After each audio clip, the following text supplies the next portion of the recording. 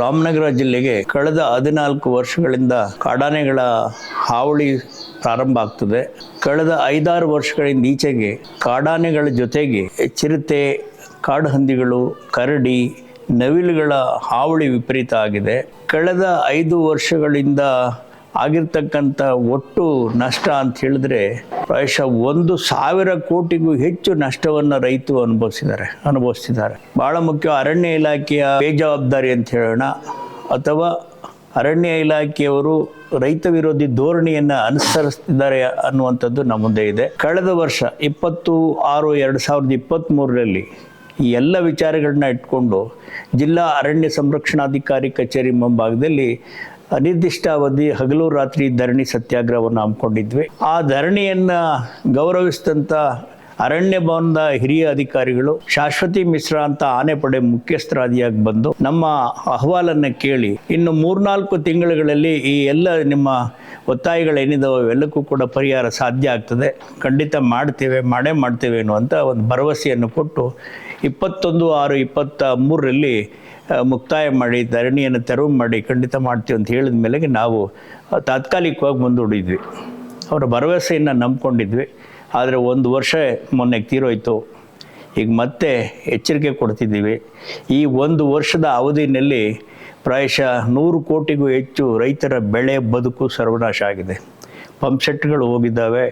ಬೆಳೆ ಯಾವುದೇ ನಂಬಿಕೆ ಇಲ್ಲ, ನಾನು ಹೋಗ್ತೀನಿ ಜಮೀನು ಹತ್ರ ಹೋಗಿ ವಾಪಸ್ ಬರ್ತೀನಿ ಅಂತಕ್ಕಂಥ ನಂಬಿಕೆನೇ ಇಲ್ಲದೆ ಇರ್ತಕ್ಕಂಥ ಸ್ಥಿತಿ ನಿರ್ಮಾಣ ಆಗಿದೆ. ಈ ಎಲ್ಲ ಹಿನ್ನೆಲೆಯಲ್ಲಿ ಮತ್ತೆ ಮುಂದುವರೆದ ಧರಣಿ ಸತ್ಯಾಗ್ರಹವನ್ನು 27-6-2024ರಿಂದ ಅದೇ ಉಪ ಅರಣ್ಯ ಸಂರಕ್ಷಣಾಧಿಕಾರಿ ರಾಮನಗರ ಜಿಲ್ಲೆ ಆ ಕಚೇರಿ ಮುಂದೆ ಮಾಡಲಿಕ್ಕೆ ಅಂತೇಳಿ ತೀರ್ಮಾನ ಮಾಡಿದ್ದೇವೆ.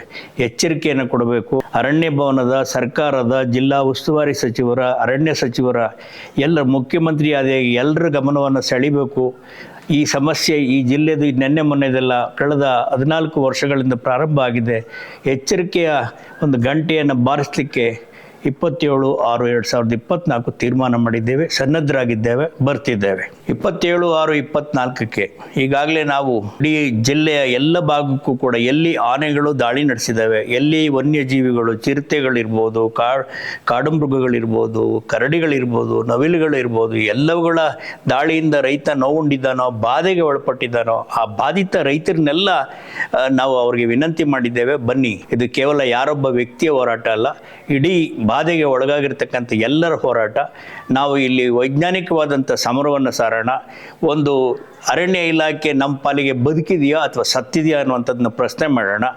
ಅರಣ್ಯ ಅಂದ್ರೇನು, ರೈತ ಅಂದ್ರೇನು, ಕೃಷಿ ಭೂಮಿ ಅಂದ್ರೇನು, ಅರಣ್ಯ ಭೂಮಿ ಅಂದ್ರೇನು, ಈ ಎಲ್ಲದಕ್ಕೂ ಕೂಡ ಈ ಎಲ್ಲ ವಿಷಯಗಳಿಗೆ, ಎಲ್ಲ ಶಬ್ದಗಳಿಗೆ ಅರ್ಥವನ್ನು ಕೇಳೋಣ.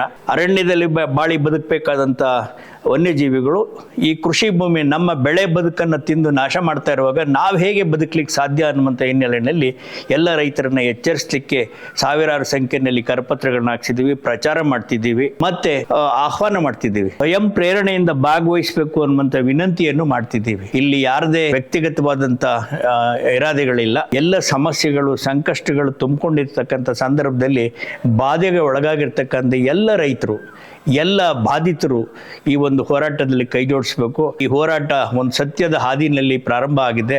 ಇದು ನಿಲ್ಲುವುದಿಲ್ಲ. ಹಗಲು ರಾತ್ರಿ ಎನ್ನುವಂಥ ತೀರ್ಮಾನ ಆಗಿದೆ. ಮೊದಲ ದಿನ ಹೆಚ್ಚಿನ ಸಂಖ್ಯೆಯಲ್ಲಿ ಬರ್ತಾರೆ. ತದನಂತರದಲ್ಲಿ ಗ್ರಾಮವಾರು ಧರಣಿ ಸತ್ಯಾಗ್ರಹವನ್ನು ಮುಂದುವರಿಸ್ತಕ್ಕಂಥ ನಿಟ್ಟಿನಲ್ಲಿ ತೀರ್ಮಾನ ಆಗಿದೆ.